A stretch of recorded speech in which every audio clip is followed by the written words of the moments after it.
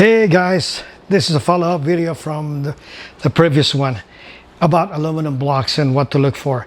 Now, let me touch bases on, we talked about the strength between cast iron and aluminum, but I've come across, and that's I want to relate to everybody else, of individuals that I've known through the years switching over from cast iron blocks to aluminum and telling me they lost power. Now, there are two things here that happened. These individuals were running steel rods, and then with aluminum block, their previous engine with the cast iron block and cast iron steel rods, the quench, which is very important. I could never stress it enough. Okay, like on my other previous videos, when I say that when you have the quench or you don't have the quench and the piston's too far away from the combustion chamber, either it's too large or you got the wrong flat top configuration, you will lose the combustion chamber. That is a given, all right?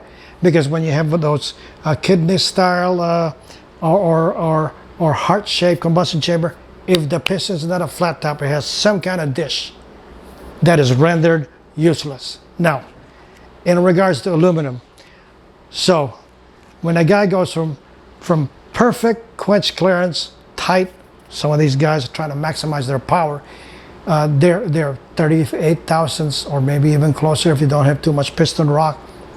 Let's just get a number 40 thousandths quench piston to combustion chamber or quench clearance.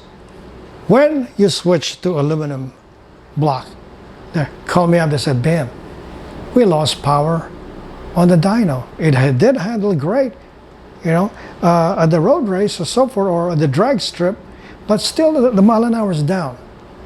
Two things happened that did not correct. First question is, did you take into consideration your quench? Oh, it's still on, you know, we're just like before. Yeah, but the aluminum expands. So when the aluminum block expands and you get a steel rod, the difference is even higher now. When you have your ideal 38 or 40 thousandths quench clearance, now you increased it. Or maybe you're on the outer edge of your quench effectiveness. Let's just say you're somewhere around, let's give and take 50 thousandths or 55 quench. Now you're with the aluminum block, then it increased by another 6 to 8. Now you're really out of the woods. You're in trouble, right? Now you didn't make the power. That's one. Remember, that steel rod will stay where it's at. Maybe it's due to heat, maybe grow 2-3 thousandths, but your block grew by 8. There you go. And to top it off, I said, did you guys check your valve clearances hot? Where is it now? No, we set it cold. Again, the block was dormant at ambient temperature and conditions. So you lasted at 23, 26 on the exhaust. On the cast iron, it'll grow to a determined amount and you're gonna be okay. But this aluminum block is a lot taller now. Zero clearance. They go, well, it's also kind of noisy. Of course. The valves are now clattering. Clang, clang, clang, clang, clang, clang. Oh, we thought maybe just because the aluminum is noisier than a cast iron. It is not.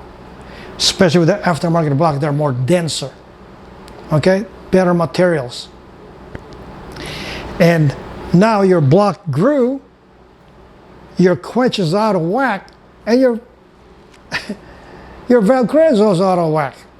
Now you're too loose on your valve lash.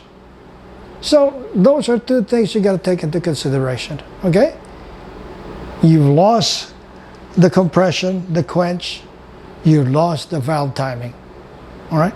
So and I told them, fire up again, bring it up to temperature. Let's say, what do guys run? Oh, they go about 185, 195. Okay, 185, 185, shut it down. Immediately pull the valve cover, check out where your lash is at. All right? If it's now grown to 29, 30, bring it down.